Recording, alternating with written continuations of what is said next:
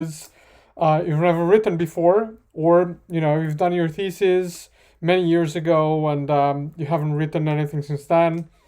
Um, just because of careers and things happen. Okay, so the answer to this for me is very simple. The answer to this is data.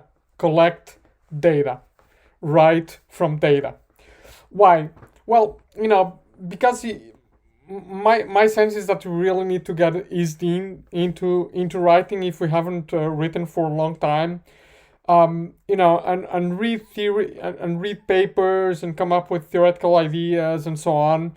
May seem a little bit daunting. I think it's also well, at least it's where more of my insecurities reveal themselves, and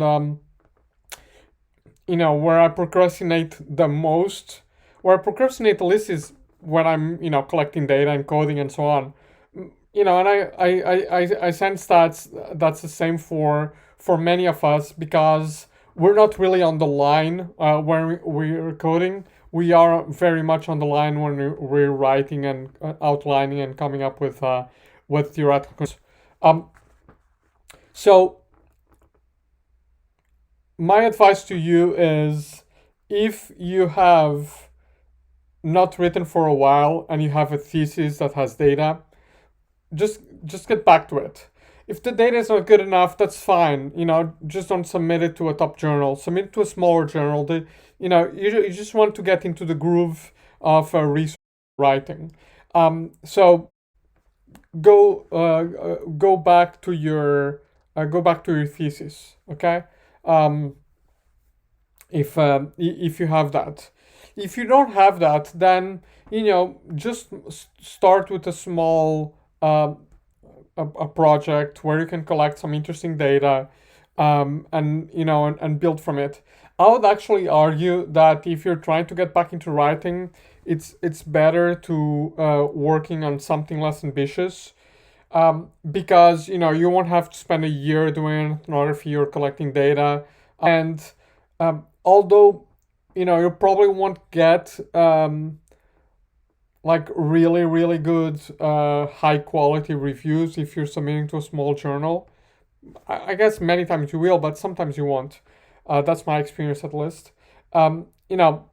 Still the journal will be sort of like more open to publish if you have relatively nice data, and that means that you may not have a lot of data, but that the data that you have has been carefully and thoughtfully collected and analyzed. And that will keep the ball rolling. Okay, so go back to data. Resist the temptation of writing a theory piece straight away.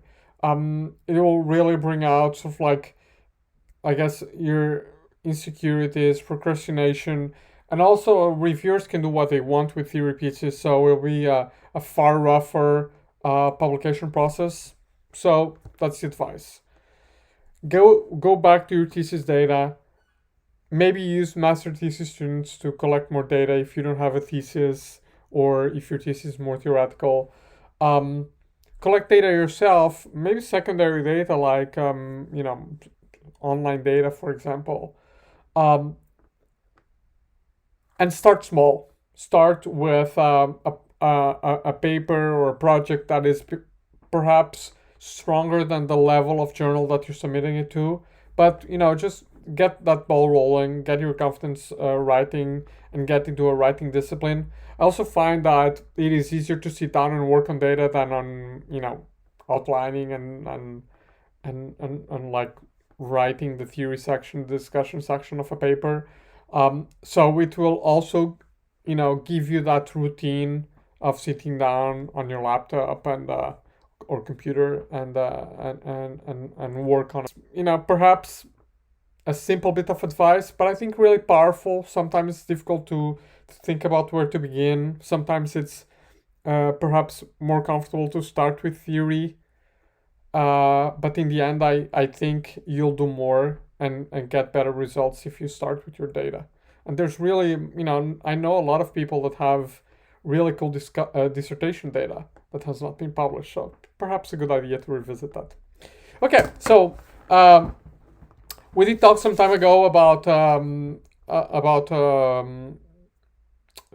reference software and how to use it in Scrivener. So I didn't do something because I really didn't know how to do it, and I learned, and I wanted to show you how to cite while you write in Scrivener and bookends. So let me just change this to slide. There you go. Now you cannot see me, but you can see my full screen of Scrivener. So I have Scrivener and I have bookends open, and most reference software will have the same key combination, which is Control. So I'll just show you how it works. So you press Control, and this is a window from bookends. You can see there's my library name grayed out here, and Scrivener is the app that I'm doing. Okay, so I can look at Warley, for example, and you see like all the papers over here. Probably should move this here. Okay, so all the papers will be here, and I can go Warley in institutions if I want a paper that I know